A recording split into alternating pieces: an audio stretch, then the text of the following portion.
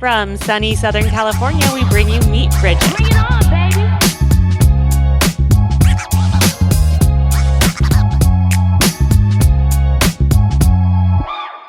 All right, so we're back with Christina King, teen therapist, LMFT and MS.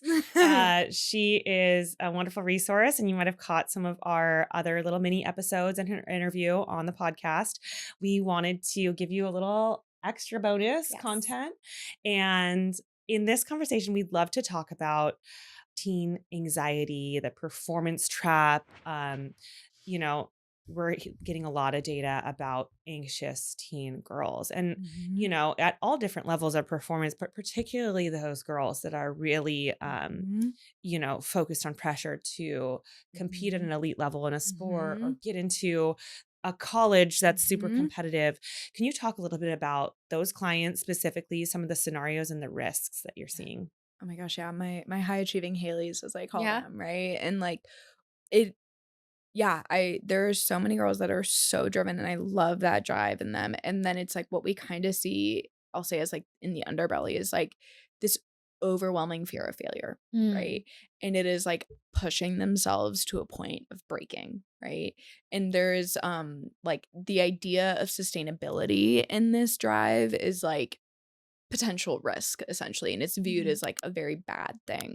And so in that, like, it is this like either hyper anxious, hyper perfectionistic, or depressed at a point. And I find it like kind of goes in that cycle where it presents itself as very anxious, and then it's like when it's been going on for so long, then they start to feel depressed. Or even like the cycle of like anxiety at this like crazy level, and then just like slam burnout, and then it, like just kind of having that pattern happening over and over. Oh yeah. And then you get into like your young 20s and you've just like lost all motivation and like desire for anything, and it's just like you feel like you're flailing. So Are there early warning signs that you can like definitively pick up on? Because I feel like this particular group of girls, usually they're really good at compartmentalizing. I mean, that's part of how they find success in all of these different avenues. Yeah. So how do you like figure out where they're internalizing stress? Yeah. It's tricky, and of course it's like so variable to nuance because every kid is different, I'm sure, as y'all know. But it is like it usually is sustainable, right? Yeah. Maybe in junior high and middle school, it's like they're able to balance these worlds of like school world, friend world, sport world, or whatever their like elite drive is in. And then I find it like gets to high school. And that's where it starts to like get really overwhelming, and it gets really overbearing. And I find like I'll see a lot where it's like parents are like, I am not pushing this like at all, which because you would think it's like, oh, there must be like a dance mom in the background, totally like over pushing, and sometimes it's like sometimes maybe that's a scenario, but sometimes it is just like the child's own desire to like I'll say like be perfect, right? And so like that's where I say it's like when you start to see that in like the late elementary, the middle school years, like it's not something that you need to be like, oh my God, we need to stop this right now, but just like start to build in messaging around balance, around sustainability, around mistakes, around like all these concepts of just like normalizing and understanding and talking about it that in a way that's like mindset. Yes, exactly. Stuff. I feel like, I mean, probably really common, I mean, in all different ages of girls, but like that eldest daughter situation where it's like the first wanting to have like think the structure, and I have to be the leader of the family and that kind of thing. It made me laugh because I have an eldest daughter in my family, and I just bought her that I think the book is like The Girl That Made a Million Mistakes. I was just like starting now talking about like even how like mistakes are good, mistakes are how we learn, and they're okay, like they're great opportunities. And I feel so cheesy talking about that stuff, and I'm like, I feel like I could see how it could even start this young. Some of those patterns of thinking where it's like, no, there's rigidity, it has to be this way. And then you layer on that feel like for the teens that do have social media, you layer on that added thing of like, okay, I'm comparing myself to everybody else. How am I presenting myself to the world?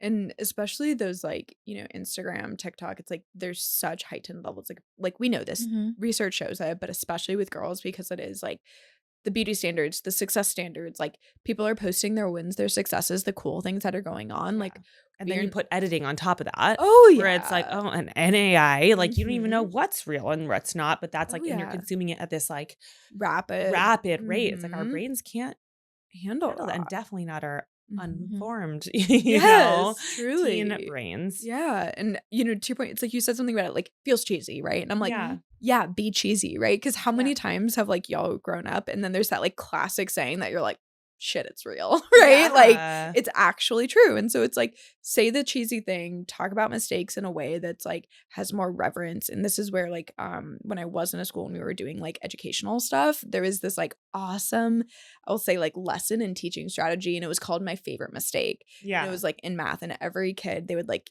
have some problem up on the board for the day, and every kid on a note card would do the problem, right? Yeah. Mhm. And then the teacher would flip through, and then she would pick one out that was the wrong answer. And it was called My Favorite Mistake. Yeah. And she would Yeah. go through like why it was the favorite mistake and how common this can happen. And it just like normalized the fact that like we make mistakes, and often the mistakes that we make are like predictable in a Yeah. way, Yeah. right? And so it's like and being great prepared for opportunities that. for like to understand a Mhm. problem better, is to also Totally. understand like where are most of the mistakes happening here. Yes. So That's I such a really love great that. tool. Mm-hmm. In that vein, what are some tools that you can use to combat? Like, what tools would you give a teen that is Mhm. battling these specific issues? Yeah, I will often talk about like life just in general, right? We're talking about perspective taking, but part of that is like, and I will relate to them of like, I get it. Like life probably feels like a Jenga tower, and you're just like one pull away from like the whole thing crashing down. And they're like, oh my God, yes, right? How do you know? Yeah. And I'm like, because I was you, right? Yeah. And then it's I know. I'm And like, I am you. I'm to this. I'm like that. What did you call it? High achieving Haley. Yeah. I'm like, it's Yeah. us. Asha's like, Yes. I'm like, so should we go into a therapy session right now? Yes. I'm still working on this. And then it's like reframing that the Jenga tower is not built yet. Yeah. You're building the Jenga tower, Mhm. right? Except like you're just going one by one. And then it is that like idea that I'm like, it doesn't need to be perfect. You're just throwing logs on half the time.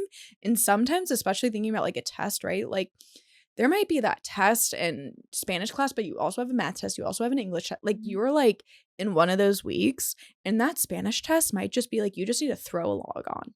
Yeah. Yeah. We're not expecting that perfect grade. Yeah. You don't need that perfect grade. You just need the log to get on that Yeah. tower, right? And like those, it's like, yeah, you have all these things, but you also need to sleep. Like your brain Yeah. actually won't function if you don't sleep. Yeah. That was me in high school. I literally Mhm. so often was running on like 3 hours of sleep. Yeah. Just because I was like, well, I have all these like honors classes, and I have sports practice, and I have this and that, and I want my hair to Yeah. look perfect in the morning. So I'm like, I'm Totally. going to wake up at 4 a.m. Mhm. I'm going to go to bed at 1 a.m. Mhm. And like just Truly. running at that rate. And like you can do that Yeah. kind of, but it's like Mhm. understanding. You end up burning the candle at both Yeah. You ends. do, It's and you not get sick sustainable. and stuff. And it's like Yeah. you might get an A on that test, but you're going to remember nothing about the class. Yeah. Yes. And if you haven't had a moment to Mhm. actually like kind of fail, or maybe like, oh, Mhm. I didn't maybe prepare, I left it all for the last minute because I was focusing on these other things, and I could have like Yeah. maybe paced myself a little bit at a healthy rate Mhm. versus like doing this, like, because then it's like Yeah. you do that. Mhm. And then after the test, it's like burnout, Yeah. so I'm like, I'm not going to do Gosh. anything for like Yeah. 2 days because You I'm bed so rot. tired. Yeah. Yeah. And then Uh-huh. like in that you're already kind of getting behind, and you kind of have this like unsustainable Truly. just highs and lows, and just a general sense of like anxiety and stress, which is not conducive to learning or like No. keeping Yeah. anything in. And I mean, I'm like, I'm so sorry that was your experience, right? But then it's also like, Yeah. it's so like Yeah. I am surprised at like girls being like, I woke up at 5 a.m. today, and I was like, I don't even wake up that early to Yeah. go to the gym. Mhm. Like, and I was like, holy cow, right? Like they are pushing Yeah. themselves in Yeah. ways that are just not okay, right? And I think that's when we talk about sustainability, it's like some of these things like are non-negotiables, right? And Mhm. like I feel like my partner will joke with me when it's like 10 o'clock and he's like, oh, is it bedtime? Or it's like 9. And then Yeah. like, I'm like, yes. Yes. 100% it's Yes, it bedtime. is. This is I go journal, and then I read, and then I'm asleep by 10. Like Yeah. that is my nightly routine, right? Yeah. And so part of it is going to be modeling, right? Like, Mhm. are we doing the highs and lows? Are we doing that Yeah. chaotic energy? Are we modeling this unsustainable, picture? Right. Or are we emphasizing like, you know what, this didn't get done today? And Whatever, that's right? okay. And I Yeah. think as adults, like we're kind of forced to reckon with the fact like our to-do list will never be. It will never be. Yeah. It's just like a running, Yeah. it's a running thing. Yeah. I feel like it's so helpful. We did a little part of our confidence course is about the idea that depression is over fixating on the past and anxiety comes from over fixating on the future, where like real confidence and presence is in kind of being moment to moment with yourself and your body and gratitude and everything.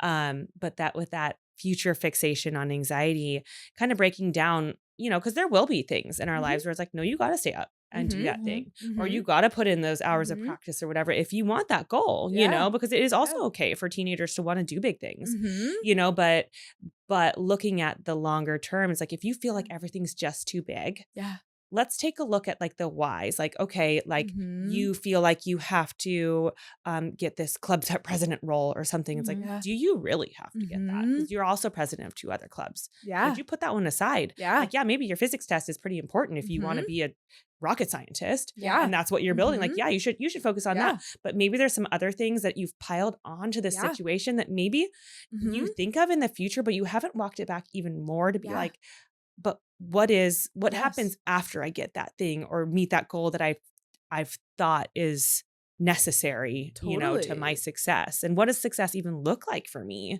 Versus just like meeting the expectations of other people. 100%. Yeah, I love those questions and having it come from this place of within. And like, it made me think of like, it was even this week, like I had a kid basically like, you know, in this one club and is like over the moon about it, loves it, so passionate about it. And then all of a sudden he was like, you know what, I might do this other thing. And I was like, why?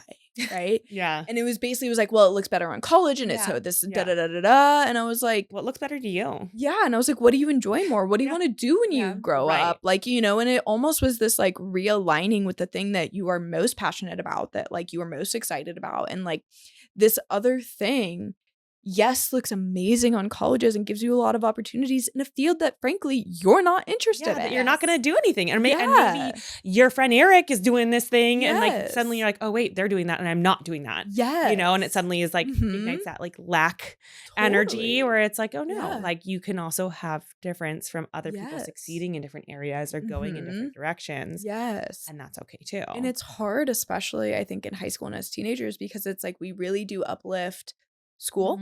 And when we say school, we mean grades, right? And grades mean in like, are you in the honors classes? Are you in the AP classes, right? Are you getting the A's, yada, yada. But then it's sports. Right. And there's not room necessarily for these other like experiences of life that is like, when you look at your adult life, I'm like, grades or sports are not involved in either of those, also, right? like, how many times has someone been like, did you play varsity though? Like, unless literally you're like, I want to be an Olympian or I want to play pro sports in some capacity, or I have to get a college scholarship because I have no other way of getting to college. You know?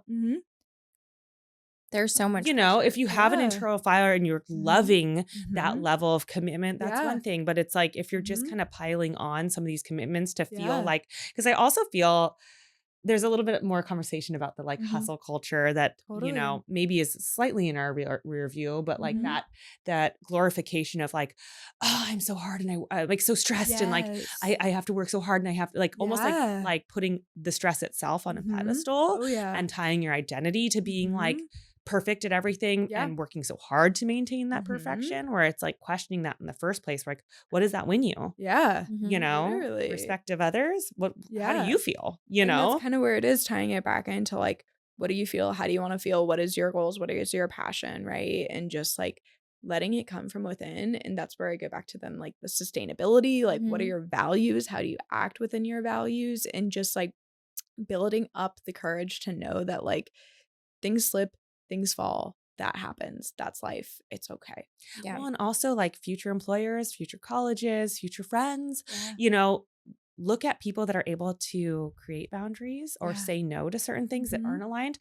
People look at that and they think it's cool, you know, like ultimately, like, I think it's really cool when I see people that are like, oh no, like these are my things. I actually don't have time for that. I'm like, that's cool. That is self-aware, you know, and that like people aren't expecting you to just say yes to everything and do more is not necessarily better. Exactly. More. It reminds me of that visual where you have all the cups and it's like, if you're pouring into every single cup, not a single one of them is ever going to be full. But if you prioritize like the one or two things that are really important to you, then you actually get somewhere.